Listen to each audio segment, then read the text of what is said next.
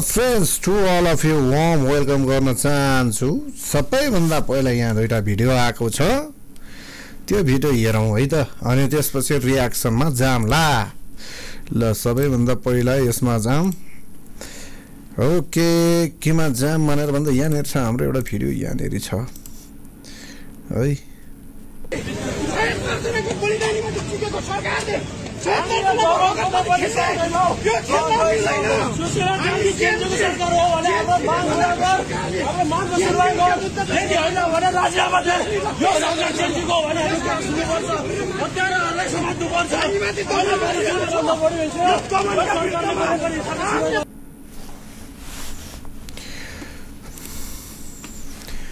जेनजीका भाइ होला नि सायद, यिनी भाइ हुन् जेनजीका।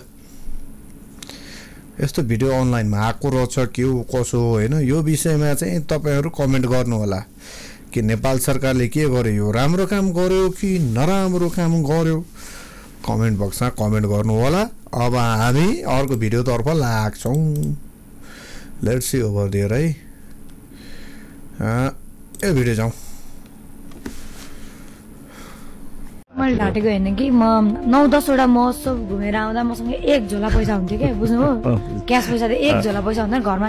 यसरी खनार म त्यो पैसालाई थुक्थे के, किनभने म सुत्न सक्दिन थिएँ के रातभरि। आफ्नो छैन भने आफ्नो बहिनीको लगाएर होइन भनिदिन्छन् कि मेरो बहिनीको एउटा यस्तो केटा थियो, त्यसले त झन् यस्तो गर्दियो, तिमीलाई दिए तिमी त गरेछ। के बोल्या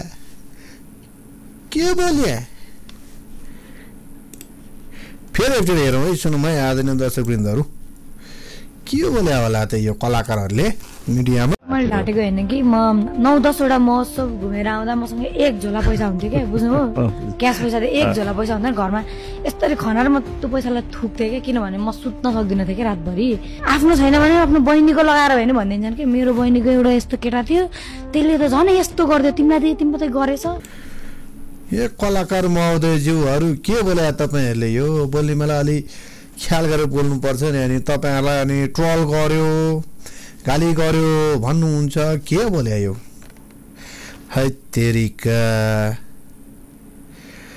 पैसालाई थुक्थे म, के भन्न खोज्या यो।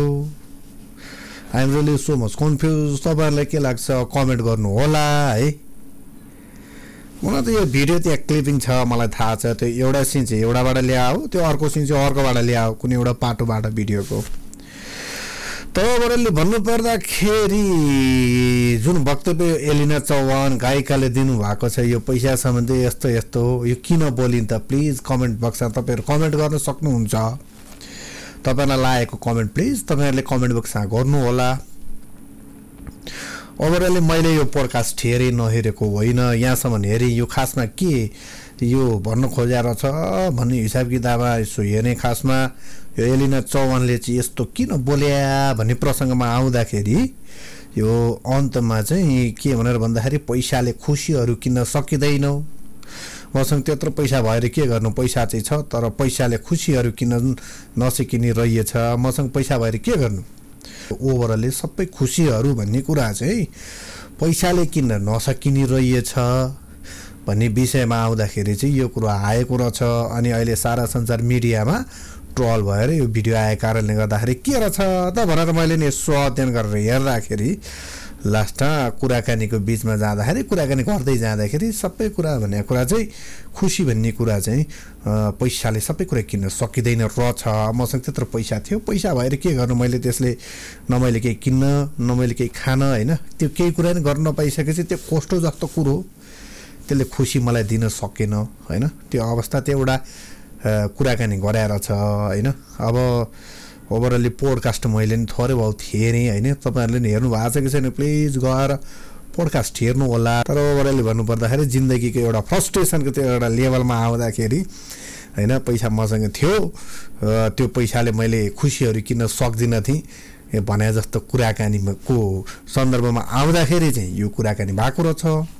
तपाईँहरूलाई पनि यदि यो भिडियो हेर्नु भएको छैन भने गएर एकचोटि हेर्नुहोस्। राम्रो कुरा पनि गरेका छन् गायिकाले होइन, समाज अलिकति गाह्रो छ, अलिकति लेडिजहरूलाई अझ झन् गाह्रो छ भने जस्तो कुराकानीहरू पनि उनले गरेका छन्। कुराकानीहरू गर्ने क्रममा चाहिँ अनि आफ्नो दुखेसो पोख्दाखेरि आफ्नो फिलिङ्स पैसाको विषयमा कुरो गर्नु पर्दाखेरि चाहिँ अनि मसँग जाँदाखेरि यति यति पैसा हुन्थ्यो जसले पैसा ल्याउँथेँ म त्यो पैसा ल्याएर म थुक्थेँ भनेर भने जस्तो यो चाहिँ अलिकति यसलाई अलिकति मिलाएर भन्न सके भए चाहिँ अझ राम्रो हुन्थ्यो कि जस्तो लाग्थ्यो होइन त्यो अब उहाँको अब जिउरोबाट फ्याट लाएर चिप्लिसक्यो थुक्थेँ भनेर भने जस्तो कुराकानी गर्दाखेरि चाहिँ अलिकति त्यो टक्क लाएर त्यो क्याची भयो नि त होइन मिडियामा जाँदाखेरि ओहो भन्ने भयो अनि त्यही कारणले अहिले सारा संसार मिडियामा भनौँ न हाम्रो गायिकाको विषयमा कुराकानीहरू ट्रल भएर आइरहेको छ तर खास त्यस्तो त भनौँ नभनौँ त्यो मानिसहरूलाई आफ्नो तरिकाबाट लाग्ने कुराहरू हो उसले बोलेको कुरो राम्रो बोल्यो कि नराम्रो बोल्यो कि त्यो एनालाइसिस गर्ने आफ्नो एउटा पोइन्ट अफ भ्यूबाट त्यो प्रत्येक व्यक्तिहरूले एनालाइसिस गर्ने त्यो आफ्नो ठाउँमा छ